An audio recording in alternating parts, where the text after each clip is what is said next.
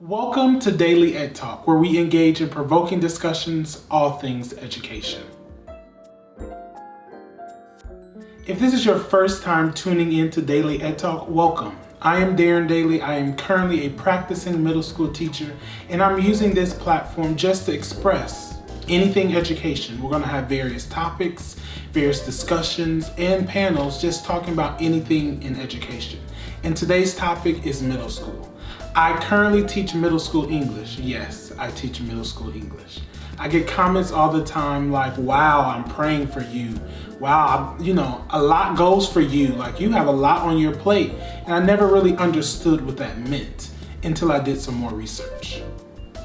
Middle schoolers are that age between about 10 to 14. We can also call them that pre-adolescent stage or tweens. And those grades are usually 6 to 8 or sometimes 5 to 8. And what I've done in the research that I've looked up through parenting articles or stories or educational essays and blogs, that there are 5 common traits for middle schoolers. And these are the 5. The 5 traits are these. 1, they care about the opinion of their peers more than anyone else. So their relationship with their friends is very important. 2, they're either horrified and even maybe happy what's going on with their bodies during this age. So we can put that in puberty.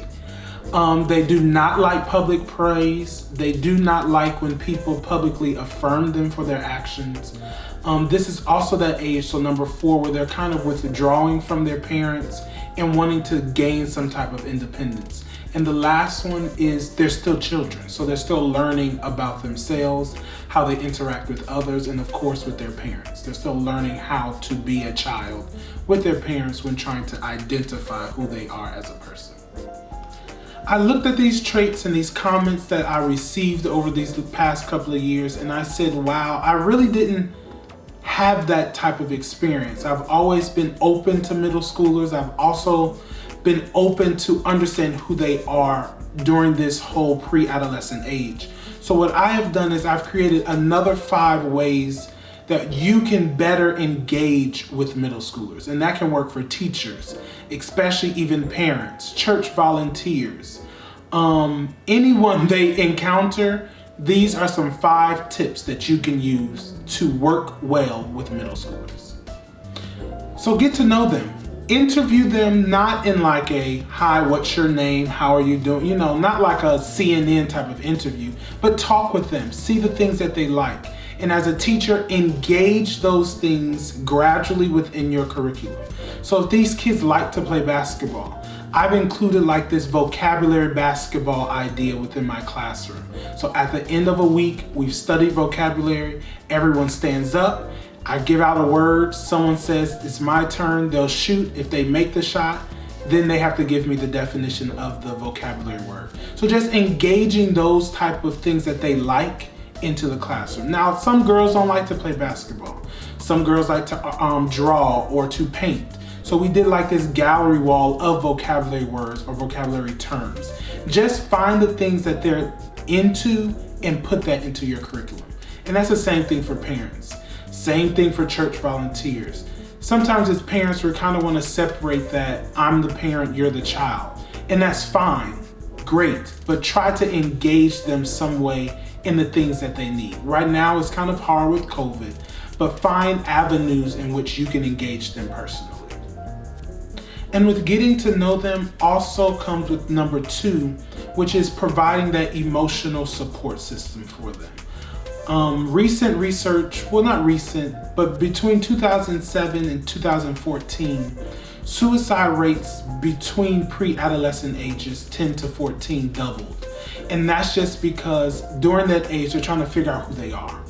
And it's hard for them to lean on someone or a system to support them when they don't know truly who they are. So you have to provide some type of emotional connection with them. So you might have to stop what you're doing for that day. Put that lesson to the side, put that curriculum to the side just to have a talk. I do it maybe twice a year that is scheduled. The unscheduled times I don't remember. But I schedule in maybe 2 times throughout the year just to have like a critical check-in or a social check-in with them so they can understand more that I'm here to support them and anything that they need. So number 3 is reflections.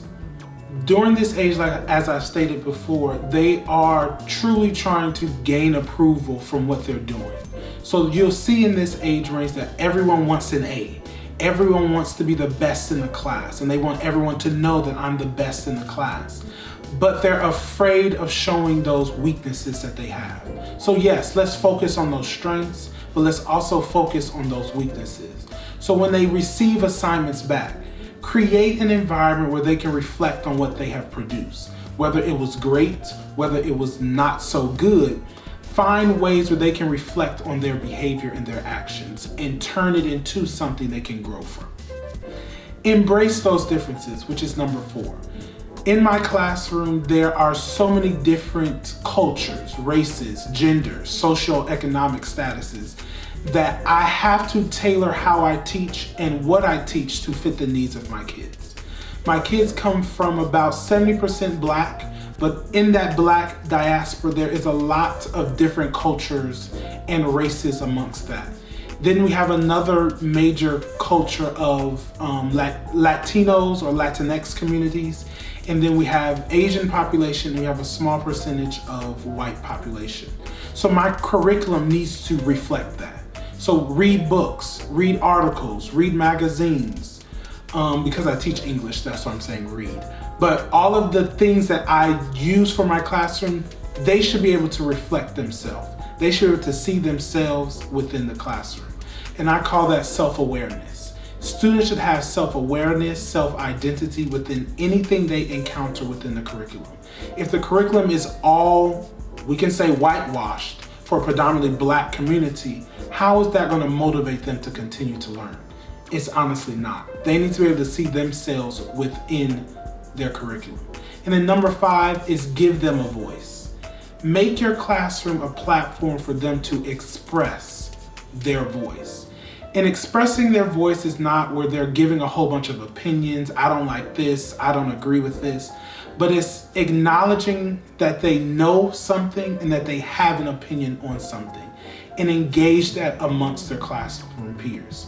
It's times in the classroom where they're going to have these occasional unconventional debates about a topic. I love it because it allows them to see, once the differences amongst their classroom, but it allows them to understand I have a voice and it makes a difference in anything that I do.